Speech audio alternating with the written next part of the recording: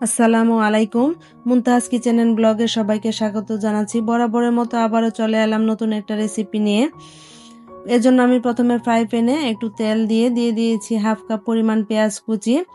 পেঁয়াজ কুচিটা দিয়ে আসলে একদম বেশি লাল লাল করে ভাজবো না। একটু যখন পেঁয়াজটা নরম হয়ে যাবে তখনই আমি কিছু মশলা অ্যাড করব। এই তো পেঁয়াজটা নরম হয়ে গিয়েছে। এখন দিয়ে দিচ্ছি হাফ চা চামচ করে আদা বাটা আর রসুন বাটা।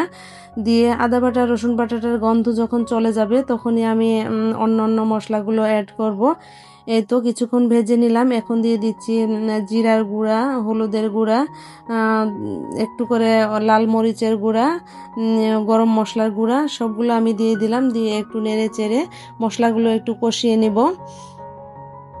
ভালোভাবে কষাতে হবে, খেয়াল রাখতে হবে যেন নিচে লেগে না যায়, তাহলে কিন্তু খেতে ভালো লাগবে না। এর জন্য আমি অল্প একটু পানি দিয়ে দিলাম কষানোর জন্য, আর যেন ফ্রাই প্যানের নিচেও লেগে না যায় সেজন্য আমি অল্প একটু পানি দিয়ে মশলাটা ভালোভাবে কষিয়ে নিলাম। এখন দিয়ে দিচ্ছি হচ্ছে এখানে আমি 4টা আলু ভালোভাবে সিদ্ধ করে নিয়েছি। যেভাবে আমরা আলু সেদ্ধ করে ভর্তা বানাই সেভাবেই সেদ্ধ করে এটা ম্যাশ করে নিয়েছি। আমি গ্রেটার দিয়ে গ্রেট করে নিয়েছি। আপনারা চাইলে হাত দিয়েও ম্যাশ করে নিতে পারেন, আবার গ্রেটার দিয়েও গ্রেট করে নিতে পারবেন। তো ভালোভাবে ম্যাশ করে নিয়েছি আমি দিয়ে দিলাম প্যানে। দিয়ে খুব ভালোভাবে স্প্যাচুলা দিয়ে মিশিয়ে নিচ্ছি। মিশিয়ে নিয়ে এই পর্যায়ে আমি দিয়ে দিচ্ছি অল্প পরিমাণে লবণ। তো এখানে আমি হাফ চা চামচ পরিমাণ লবণ দিয়েছি, লবণটা স্বাদ বুঝে দিবেন। তারপর দিয়ে দিচ্ছি আমি চিলি ফ্লেক্স, গোলমরিচের গুঁড়া, এগুলাও স্বাদ বুঝে দিবেন ঝাল কতটুকু খেতে চান। আর দিয়ে দিচ্ছি ভাজা জিরার গুঁড়া। ভাজা জিরার গুঁড়োটা দিতে অবশ্যই চেষ্টা করবেন, কারণ এটা দিলে খেতে অনেক বেশি ভালো লাগে। তো এই তো আমার এটা রেডি হয়ে গেছে, আমি একটা সাইডে রেখে দিলাম। দিয়ে এখন আমি একটা ডো রেডি করে নেব। এজন্য আমি প্রথমে 1 কাপ নিয়ে চেলে নিলাম, আরও 1 কাপ নিয়ে চেলে নিয়েছি। এখানে মোট আমি 2.5 কাপ পরিমাণ ময়দা নিয়েছি। ময়দা অথবা আটা যে কোনো একটা নিলেই হবে। তো সুন্দরভাবে আমি এটা চেলে নিয়েছি। চেলে নিয়ে এখানে আমি দিয়ে দিচ্ছি হাফ চা চামচ পরিমাণ লবণ আর 2 টেবিল চামচ পরিমাণ চিনি, 1 চা চামচ পরিমাণ বেকিং পাউডার দিয়ে খুব ভালোভাবে আমি শুকনো উপকরণগুলো হাত দিয়ে মিশিয়ে নিব।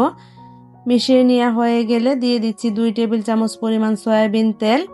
সয়াবিন তেল দিয়েও এখানে ভালোভাবে মিশিয়ে নিতে হবে। এ পর্যায়ে আপনারা যদি চান এখানে বাটার গলিয়ে দিতে পারেন, আবার ঘি দিয়েও করে নিতে পারবেন।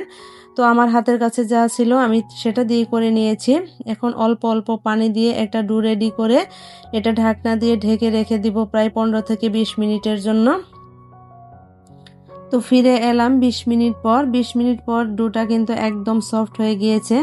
একটু ঢেকে রাখলে হয় কি সুন্দরভাবে এটা বেলে নেওয়া যায়। তো সাথে সাথে ডো রেডি করে আবার সাথে সাথে বেলে নিলে একদম বেলা যায় না। তো এর জন্য একটু বেশ কিছুক্ষণ ঢেকে রেখে দিয়েছিলাম।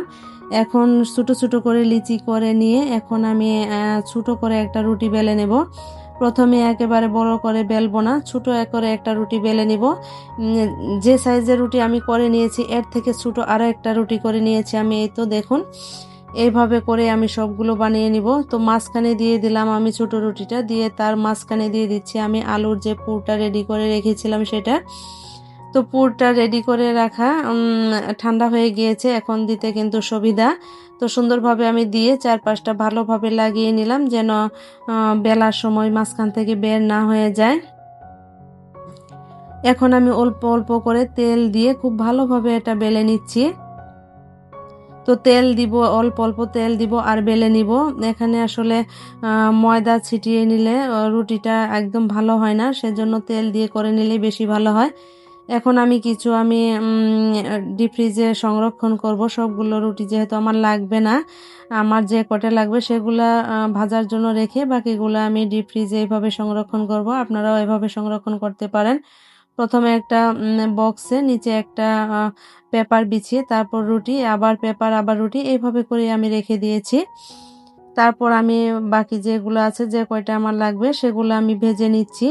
প্রথমে ফ্রাই প্যান গরম করে নিয়ে আমি দিয়ে দিচ্ছি আলুর পরোটা। দিয়ে খুব সুন্দরভাবে এটা একটা সাইড হয়ে গেলে আমি অল্প অল্প করে একটু তেল দিয়ে তারপরে ভেজে নেব। এই পর্যায়ে কিন্তু ঘি দিয়ে ভেজে নিলে বেশি টেস্টি হয় খেতে। তো আমি তেল দিয়েই করে নিচ্ছি। আপনাদের কাছে যদি ঘি থাকে ঘি দিয়ে ভেজে নেবেন, দেখবেন খেতে কতটা টেস্টি। তো এভাবে উল্টে পাল্টে সুন্দর একটা কালার চলে আসা পর্যন্ত ভেজে নিব। দেখুন খুব সুন্দরভাবে কিন্তু এটা ভাজা হয়ে গিয়েছে। এখন আমি এটা নামিয়ে নিয়ে আরও একটা ভেজে নিব। তো এইভাবে করে আমি আসলে সবগুলো রুটি ভেজে নিয়েছি। তো ভিডিও দেখতে দেখতে এ পর্যায়ে যারা চলে এসেছেন তারা অবশ্যই একটা লাইক দিবেন এবং গঠনমূলক কমেন্ট করে যাবেন। কেমন হয়েছে আমার ভিডিওটি তা অবশ্যই কমেন্ট করে জানাবেন। আর বেশি ভালো লাগলে অবশ্যই আমার চ্যানেলটি সাবস্ক্রাইব করে পাশে থাকা যে বেল বাটনটি আছে সেটা প্রেস করে দিবেন। এতে করে আমি যখনই নতুন ভিডিও দিব আপনারা সাথে সাথে পেয়ে যাবেন। তো সবাই খুব ভালো থাকবেন, সুস্থ থাকবেন। আমার এবং আমার পরিবারের জন্য দোয়া করবেন। আসসালামু আলাইকুম।